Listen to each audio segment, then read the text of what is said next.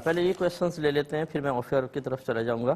ایک انہوں نے کسی بھائی نے پوچھا تھا کہ اگر ریاست قرض طلب کرے جنرل پبلک سے اور اس کے اوپر پھر کچھ پروفٹ دینے کا یعنی سود دینے کا کہے تو کیا یہ عوام کو لینا جائز ہوگا کہ نہیں ہوگا؟ دیکھیں، شرعاً جائز نہیں ہوگا سود لینا دینا، چاہے ریاست لے چاہے کوئی بھی، بہرحال یہ حرام اور گناہ کبیرہ ہے، اس پہ نصوص قطعیہ ہیں، لہذا اس سے بچنا ہوگا۔ اگر کسی مقام پہ ریاست اس طرح قرضہ لینا چاہتی ہے تو آسان سا طریقہ تھوڑا سا تکلف کر لیں کہ مثال کے طور پہ 5 لاکھ کے اوپر 25,000 روپے پروفٹ دینا ہے۔ مثال کے طور پر 5 لاکھ قرضہ لیں اور 25,000 کا ایک پین اسی شخص سے خرید لے گورنمنٹ، اس پہ الگ ایک ایگریمنٹ یا اسی ایگریمنٹ میں ایک شک ڈال دیں۔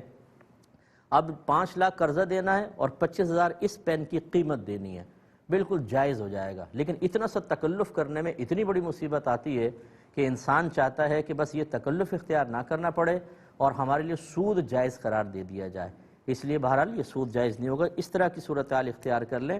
یہ تو میں نے ایک حل بتایا، 50 حل ہیں۔ اچھے جو مسند فقہ سے تعلق رکھنے والے لوگ ہیں ان سے اگر مشورہ کیا جائے گا وہ اس کے بہت اچھے حل بتا دیں گے، مزید بتا دیں گے۔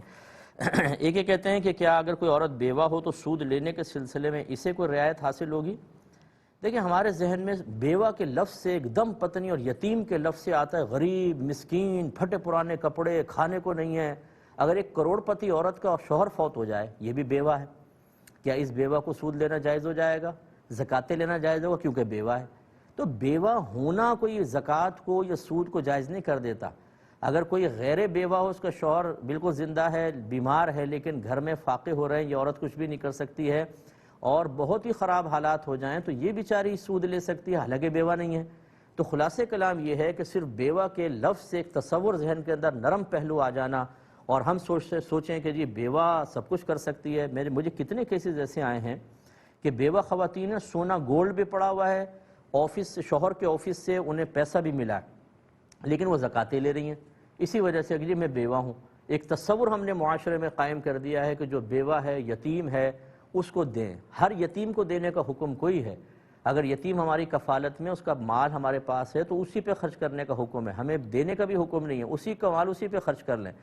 تو اس طرح کے معاملات ہوتے ہیں۔ حتیٰ کہ اگر اپنی اولاد مالدار ہے، جیسے کسی جگہ سے اس کو وراثت توفیقاً کوئی چیز مل گئی تو باپ پہ اس کا نفقہ لازم نہیں ہوتا، وہی پیسہ بچوں پہ خرچ کرتے رہیں۔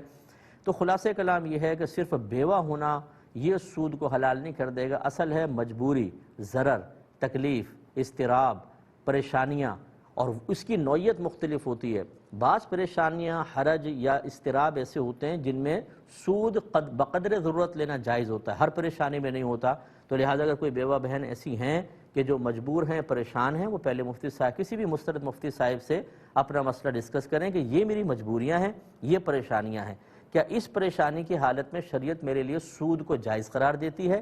بقدر ضرورت مجھے اتنا لینا ہے، وہ بتائیں گے۔ اگر گنجائش نکلتی ہوگی بالکل لے لیں، اس میں بیوہ غیر بیوہ کی کوئی تخصیص نہیں ہے، اور اگر نہیں نکلتی ہوگی تو پھر چاہے بیوہ ہو چاہے غیر بیوہ اس کے لیے رعایت نہیں ہے۔ امید ہے کہ آپ بات سمجھ گئے ہوں گے۔ یہ کہتے ہیں بھائی نے